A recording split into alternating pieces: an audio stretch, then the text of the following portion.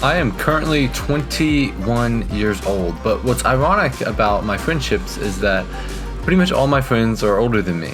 My best friends in the world right now are 29 and 30. And that's a big age difference when I go and talk to people that are my age. When I ask people that are my age, hey, how old are your best friends? They typically give me an age that's around their own. But in today's episode of Reading Your Bible in a Year, I want to talk to you and I want to encourage you to pursue friendships and relationships of people that are older than you. And before we get into reasons for that, let's just hop into the story. So in today's story, we get this neat story about Rehoboam, and he was a king of Israel. And as he's entering in to become king, the people are like, look, man, we want to be loyal to you. We want to serve you, but you need to lighten the load on us. And he says, okay, let me take time to see how I'm going to run my administration, and then I'll come back to you in 3 days. And he goes, and it says this in 1 Kings chapter 12:7. The older counselors replied, after he's asking him, what should I do? If you are willing to be a servant to these people today and give them a favorable answer, they will always be your loyal subjects.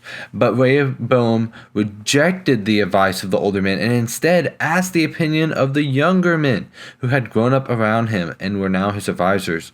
What's your advice? He asked them. How should I answer these people who want me to lighten the burden my father imposed? The younger men replied, this is what you should tell these complainers who want you to lighten a lighter burden. My little finger is thicker than my father's waist. Yes, my fathers laid heavy burdens on you, but I'm going to make an even heavier one. My father beat you with whips, but I will beat you with scorpions. So what does Rehoboam do here? He has two sets of advisors. He has these advisors that have probably been around, his father, been in these royal matters for years. They're older men. And he has people that were his buddies that now he just gave them jobs to be advisors.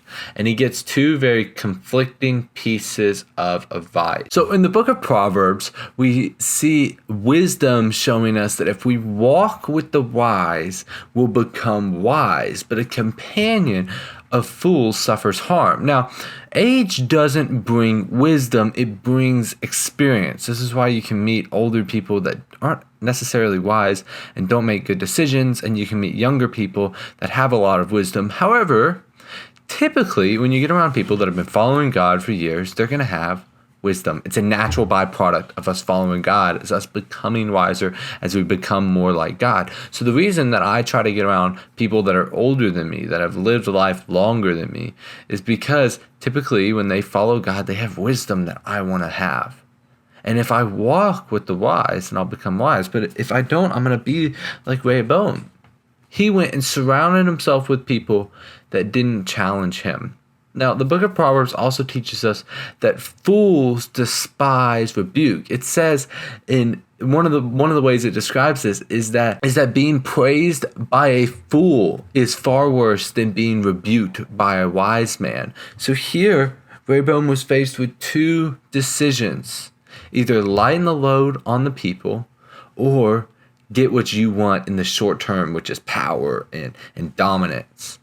But what we see here is that Christian leadership, and this is exactly what they were saying, is that if you'll be a servant to them, then they'll serve you. So Christian leadership is not about putting yourself above other people. Instead, Christian leadership is about letting everyone else go first. A great practical example of this is last year during the COVID pandemic, when a lot of businesses were having to shut down due to not making enough money. What I saw with some godly businesses that I was following at the time, I was listening to what they were doing, their top leadership didn't get paid. So that way the bottom people could. And then the next level didn't get paid, like the managers would not get paid. So that way the bottom level could, because the leaders were putting other people before themselves. Long story short, here's my encouragement to you. I would encourage you to go into your church, because it's how I met my best friends that are older than me, to go into your church and to begin serving there. I serve in my high school youth ministry. You could serve in elementary with kids. You could serve as a greeter. However you want to serve is fine. Just get into a local church that loves Jesus and serve there. And then look at the other people that are serving in that church and offer to go out and buy their lunch or just spend time with them. When you hang around them, ask them questions. Don't just talk the whole time about what you want to talk about. Learn and try to seek wisdom from them and build those friendships together. Anyways, I hope this encourages you and builds your faith. If you want to read through the entire Bible, but you've never done it before, then this is the series for you. In the description of this video, there's a link to my entire Bible in your playlist where I go through each part of the Bible as we read through it together. So I'll see you back here tomorrow as we continue to grow in our love of Christ together.